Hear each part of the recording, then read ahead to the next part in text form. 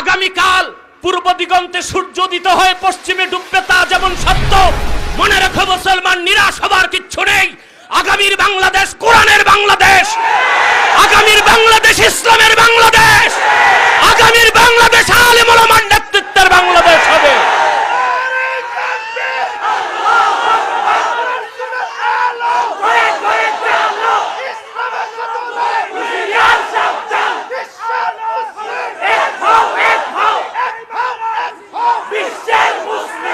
আমাদের দেশে অনেক মুনাফিক নেতা আছে যারা মসজিদেও দৌড়ায়, পূজা মণ্ডপেও দৌড়ায়, ঈদগাহে যে ঈদের শুভেচ্ছা দেয়, মন্দিরে যে শারদীয় দুর্গা শুভের শুভেচ্ছা দেয়, তারা মুনাফিক।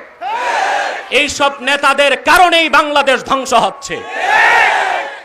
একটি বাস 40 জন যাত্রী, সামনের সিটে বসেছে 20 জন শেখুল হাদিস, তারপর 10 জন মুহাদ্দিস, তারপর 10 জন পীর সাহেব। কয়জন যাত্রী? বাস যাবে চট্টগ্রাম। ড্রাইভার বসানো হলো একজন ইয়াবাখোর মাতালকে, প্যাসেঞ্জার সব আউলিয়া কেরাম, ড্রাইভার মাতাল। বাস যাবে কই? ডালে নয় খালে, ঠিক কিনা বলে?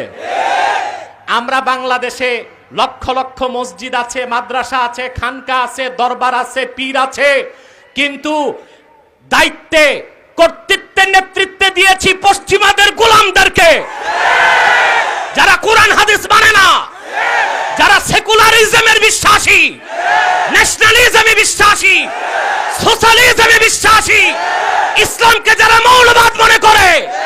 এই চালক বদলাতে হবে। কোরআনপন্থী চালক রাষ্ট্রের দায়িত্বে আনতে হবে মুসলমান।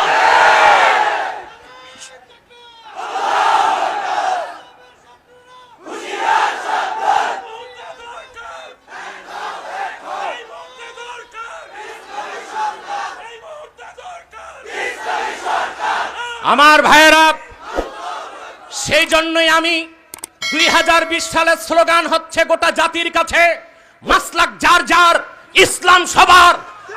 খাতমে নবুয়তের দাবি আদায় করার জন্য, ইসলামী খেলাফতকে প্রতিষ্ঠার জন্য সকল মুসলমান ঐক্যবদ্ধ হয়ে রাজপথে নেমে রক্ত দেওয়ার শপথ নেওয়ার সময় এসেছে।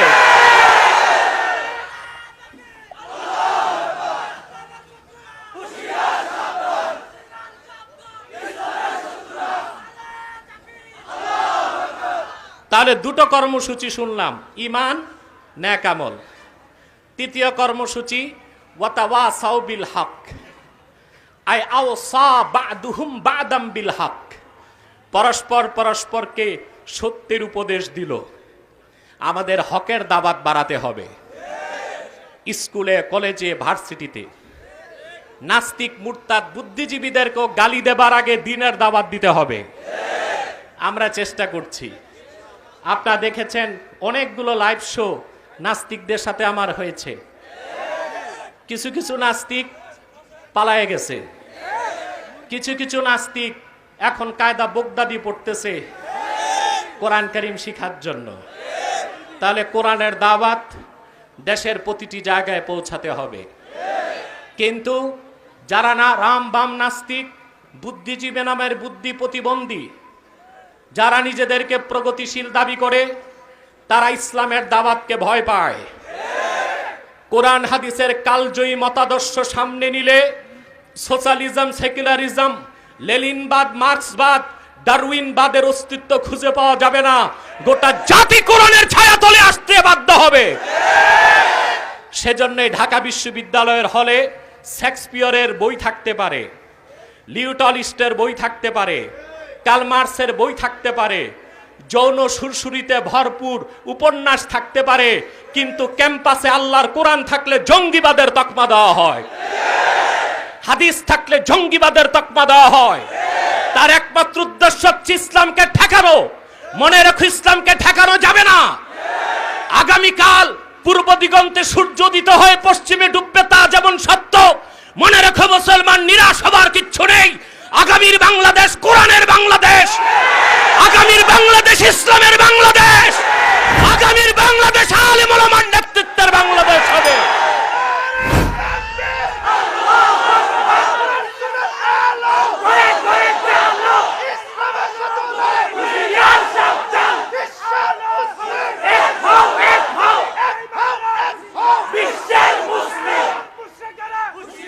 আমার ভাইরা, আমাদের চতুর্থ কর্মসূচি ওয়াতাওয়াসাউ বিস-সাবর, আই আওসা বা'দুহুম বা'দাম বিস-সাবর, পরস্পর পরস্পরকে ধৈর্যের উপদেশ দিল। কয়টা কর্মসূচি? চতুর্থটা হচ্ছে ধৈর্য। আমাদের ধৈর্য ধারণ করতে হবে। দিনের পক্ষে কাজ করতে গেলে হযরত খাব্বাব ও খুবাইবের মতো, আম্মার ও ইয়াসেরের মতো, হযরত সুমাইয়া এবং বেলালের মতো রক্ত দেবার প্রয়োজন হতে পারে, দাঁত দেবার প্রয়োজন হতে পারে, হামলা হতে পারে, মামলা হতে পারে, জেল জুলুম নির্যাতন হতে পারে। বজ্রের সবটুকুন শক্তি কেড়ে সিংহের মতো গর্জন করে বলছি, কোন নির্যাতন, কোন নিপীড়ন, শাসকের রক্ত চক্ষু, জালেমের জুলুম মুমিন মুসলমানের দুর্বোধ্য অগ্রযাত্রাকে এক মুহূর্তের জন্য ঠেকাতে পারবে না, পারবে না, পারবে না।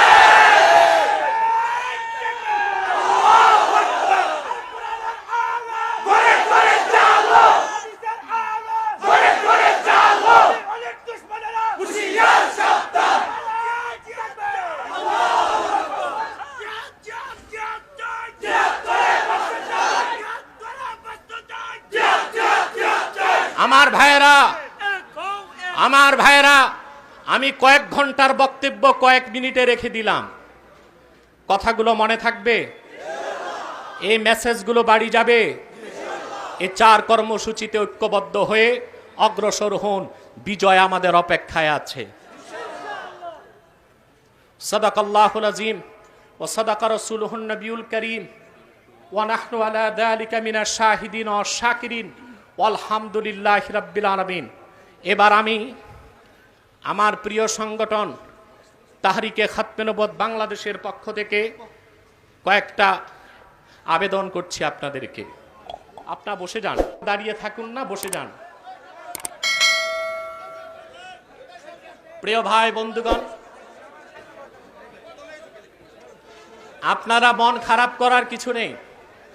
অনেক জায়গায় মাহফিল করে লোক পায় না, আর আমাদের লোকের চাপে স্টেজ ভেঙে গেছে। এটা তো খারাপ কিছু না। তবে এখানে কাফের মুশরিক মুনাফিকদের চক্র কাজ করতে পারে। বিদ্যুৎ চলে যাবার পর স্টেজ ভাঙ্গা, 2 কাজে কিছু মিল খুঁজে পাওয়া যেতে পারে। সে যাই হোক, আমরা তো বিফল নয়, আমাদের বক্তব্য চলতেছে, মাহফিলও সফল হচ্ছে। প্রিয় ভাই বন্ধুগণ, আমি আপনাদেরকে অনুরোধ করব, খাতমে নবুয়তের আন্দোলনে আপনাদেরকে জানমাল কোরবান করে এগিয়ে আসতে হবে। কারণ খাতমে নবুয়তের জিহাদ সবচেয়ে বড় জিহাদ, খাতমে নবুয়তের আন্দোলন সবচেয়ে বড় আন্দোলন। আল্লাহ রসুল নূর নবী মুহাম্মদ সাল্লাল্লাহু আলাইহি ওয়াসাল্লামের নূরের জামানায় ১৫০০ বছর আগে মোট জিহাদ হয়েছে ৮০টির মতো। গাজওয়া, সারিয়া, জুয়ুশ, বুউস, মোট ৮০টি। ৮০টি যুদ্ধে রাসূলুল্লাহ সাল্লাল্লাহু আলাইহি ওয়াসাল্লামের জামানায় মোট মানুষ নিহত হয়েছে ইসলামের পক্ষে এবং বিপক্ষে মাত্র ১০১৮ জন মাত্র।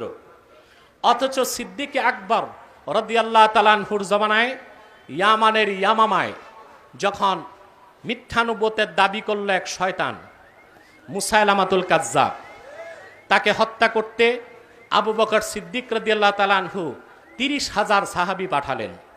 ইসলামের ইতিহাস সাক্ষী, সেই একদিনের যুদ্ধে ২৪০০ সাহাবী শাহাদাত বরণ করেছেন। কত? যেখানে ইসলামের ১০ বছরের যুদ্ধে মানুষ নিহত হলো ইসলামের পক্ষে বিপক্ষে ১০১৮ জন, সেখানে মিথ্যা নবুয়তের দাবিদার মুসাইলামাকে হত্যা করতে যে একদিনই ২৪০০ সাহাবী শাহাদাত বরণ করেছেন। ৭০০ কোরআনের হাফেজ সাহাবী শহীদ হয়ে গেছেন। হযরত ওসমান ভয় পেয়ে তিনি কোরআন কারীমের মাসহাফ দ্রুত সংকলন করে আফাকে ইসলামে পাঠিয়ে দিলেন। এর থেকে বোঝা যায় খাতমে নবুয়তের আন্দোলন সবচেয়ে বড় আন্দোলন, খাতমে নবুয়তের জিহাদ সবচেয়ে বড় জিহাদ। কিন্তু আমাদের দেশে ইসলামী আন্দোলন যারা করছেন, তারা তাদের মূল দাবিগুলোতে খাতমে নবুয়তের দাবির কথাটা তুলে ধরেন না। আমি বলবো তাদেরকে প্রথম দাবি নির্বাচনী ম্যানিফেস্টোতে তারা উল্লেখ করবে, তারা যদি ক্ষমতায় যায় তাহলে কাদিয়ানীদেরকে অমুসলিম ঘোষণার দাবি তারা আদায় করবে। এটা তাদের ম্যানিফেস্টোতে থাকতেই হবে।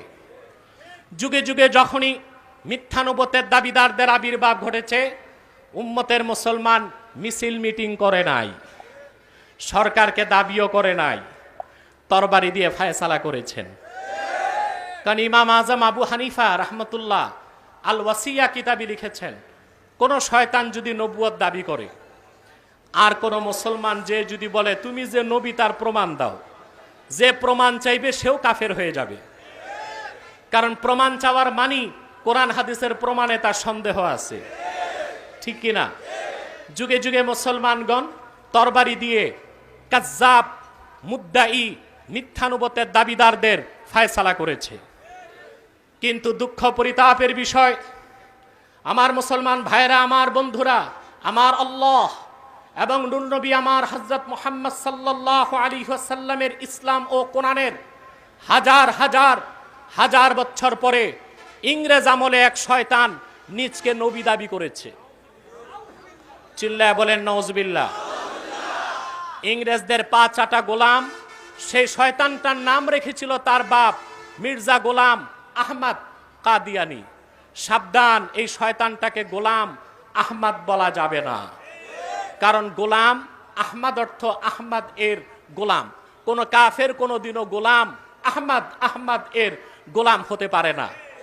আর কাদিয়ানের কাজ্জাব ছিল কুখ্যাত কাফের, সে গোলাম আহমদ এর গোলাম ছিল না, সে ছিল কুখ্যাত শয়তানের কুখ্যাত গোলাম। কাদিয়ানের কাজ্জাব, মিথ্যানুবতের দাবিদার মির্জা গোলাম শয়তান কাদিয়ানির উপর গজব এসেছে 1908 সালে। যখন গজব এসেছে, কাদিয়ানের কাজ্জাব, মিথ্যানুবতের দাবিদার মির্জা গোলাম শয়তান কাদিয়ানি 1908 সালে ধ্বংস হয়ে কুখ্যাত জাহান্নামের কুখ্যাত কুকুরে পরিণত হয়েছে, তার অনুসারীরাও ধ্বংস হয়েছে।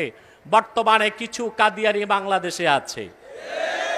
ইতিমধ্যে বাংলাদেশে তারা 100 সেন্টার করে ফেলেছে। এই সেন্টারগুলোর কাজ মানুষকে ধোঁকা দিয়ে কনভার্ট করে কাফের বানানো। তারা নাম পরিবর্তন করে করে মিথ্যা পরিচয় দেয়। কখনো নিজেদের পরিচয় দেয় আহমদি জামাত, কখনো বলে আহমদিয়া জামাত, কখনো বলে আহমদি সম্প্রদায়, কখনো বলে আহমদিয়া সম্প্রদায়, কখনো বলে আহমদি মুসলিম জামাত, কখনো বলে আহমদিয়া মুসলিম জামাত। সাবধান, যত কাদিয়ানি ছিল আছে থাকবে, তারা কেউ আহমদি জামাত নয়, আহমদিয়া জামাত নয়, আহমদি সম্প্রদায় নয়, আহমদিয়া সম্প্রদায় নয়, আহমদি মুসলিম জামাত নয়, আহমদিয়া মুসলিম জামাত নয়, তারা শয়তানি জামাত, কুখ্যাত জাহান্নামের কুখ্যাত কুকুরের দল। আমাদের সকল দলের একটাই দাবি, কি আওয়ামী লীগ, কি বিএনপি, কি জাতীয় পার্টি, কি জামাত, সকল দলের মুসলমানের একটাই দাবি, অনতি বিলম্বে স্বাধীন বাংলায় শয়তান কাদিয়ানীদেরকে রাষ্ট্রীয়ভাবে অমুসলিম ঘোষণা করতেই হবে, করতেই হবে, করতেই হবে। এই দাবি আদায়ে যদি বুকের তাজা রক্ত ঢেলে দিবার ডাক আসে, কারা কারা প্রস্তুত আছেন হাত তুলে দেখা।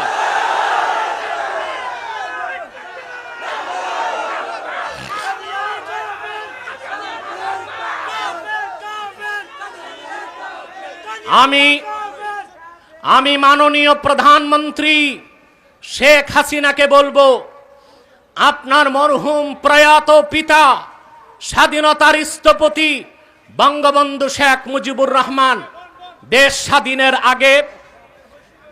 স্বাধীনের আগে শামসুল হক ফরিদপুরি রহমতুল্লাহকে বলেছিলেন, যদি বাংলাদেশ স্বাধীন হয় আমরা কাদিয়ানীদেরকে অমুসলিম ঘোষণা করব। আপনার মরহুম পিতা তার ইচ্ছা পূরণ করতে পারে নাই। ইনু আর কামালদের মতো মানুষ ঘোরাঘুরি করতে চারপাশে।